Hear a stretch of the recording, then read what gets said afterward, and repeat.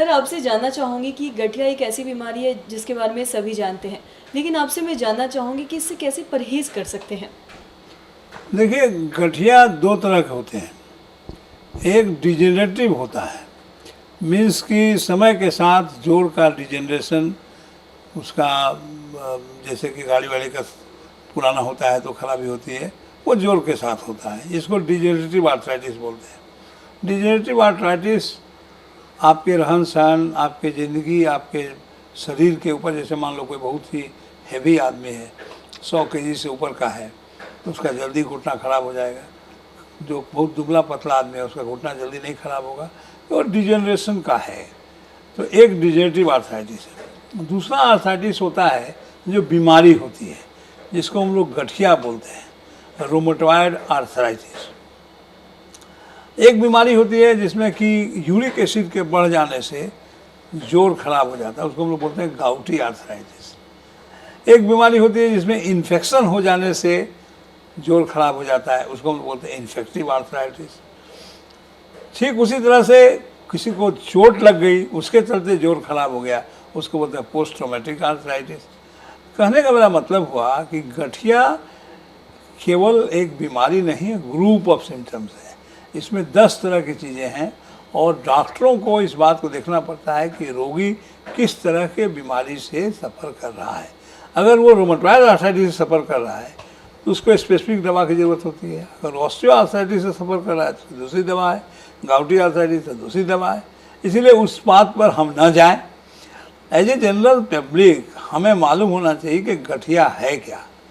गठिया के बारे में इतना ही जान लीजिए कि अगर आपके छोटे छोटे जोड़ों में, दोनों हाथ के, दोनों पैर के छोटे छोटे जोड़ों में अगर दर्द एक साथ हो जाए और 2 या 3 महीने तक रहे, सुबह में सो के उठने पर अगर आपको बहुत ज़्यादा अकड़न रहे, जोड़ में मूवमेंट में कमी हो, जो 10-15 मिनट में जाके ठीक हो, तो इस तरह अगर सिम्टम्स आते हैं तो ये मोस्टली रोमेटॉइड आर्थराइटिस होता है, जिसका इलाज ज़िंदगी भर चलता है। उसको रोकथाम के लिए दवाइयाँ होती हैं। ये बीमारी कंट्रोल किया जा सकता है, ठीक नहीं होता है, इसीलिए हम लोग डिजीज मॉडिफाइंग ड्रग्स बोलते हैं, देते हैं। ये अगर बीमारी आपको है तो उसको स्पेसिफिक स्पेशलिस्ट डॉक्टर से दिखाना चाहिए। अब रही बात ऑस्टियोआर्थराइटिस। अगर आप 70 साल 80 साल के बुजुर्ग हैं और आपके घुटने में दर्द हो रहा है, अगर आपने एक्सरे कराया और पाया कि हमारा स्पेस घट गया है, तो वो ऑस्टियोआर्थराइटिस कहलाता है। उसके बचाव के लिए फिर आप बहुत सी दवाइयाँ कर सकते हैं। उसमें जो डॉक्टर्स की दवाई होती है उसको जाके कार्टिलेज को प्रोटेक्ट करने वाली दवा दी जाती है।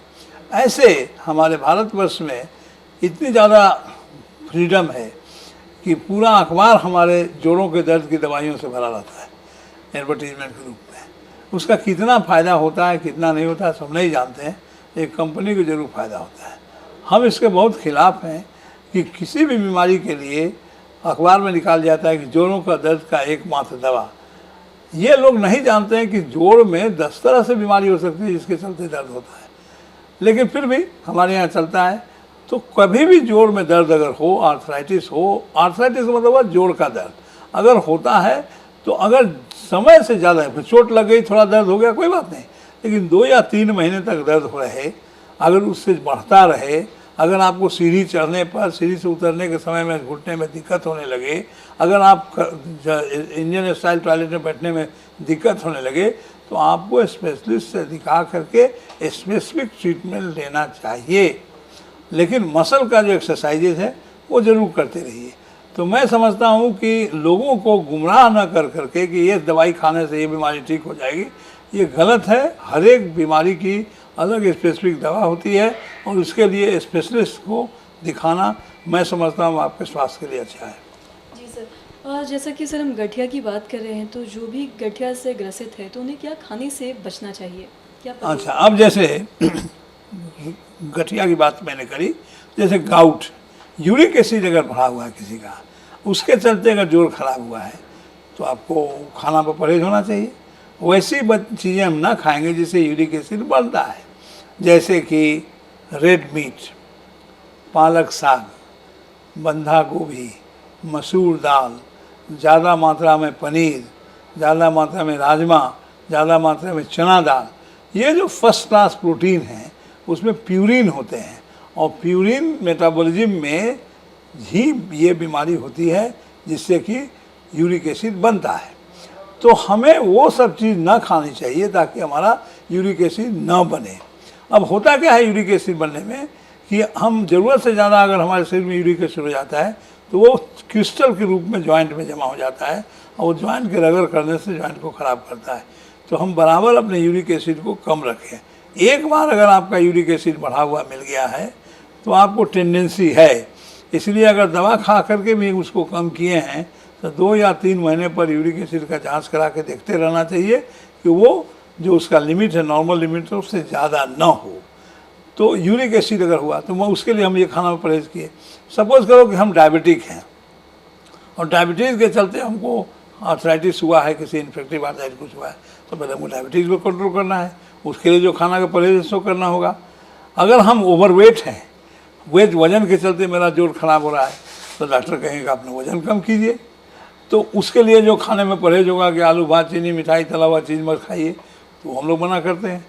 इसीलिए किसी भी चीज़ के लिए स्पेसिफिक नहीं है, लेकिन मूलतः बात इतनी ही है कि अपने शरीर के वजन पर ध्यान रखिए, बैलेंस डाइट लीजिए और कोशिश कीजिए कि जो भी सीजनल फ्रूट उसको खाएं, क्योंकि सीजनल फ्रूट हमें शरीर में वो सब तत्व देते हैं जो हमें बहुत ज़रूरी है, जो हमें बाहर नहीं मिलता है। तो सीजनल फ्रूट्स, उसका रेगुलर एक्सरसाइजेज और avoid junk food like pizza and other चीज़ जो भी है, ये सब को अवॉइड कीजिए, बिकॉज वो लोग वो लेस फाइबर युक्त पदार्थ है जो आपके आँत से लेकर के आपके शरीर को ख़राब करता है।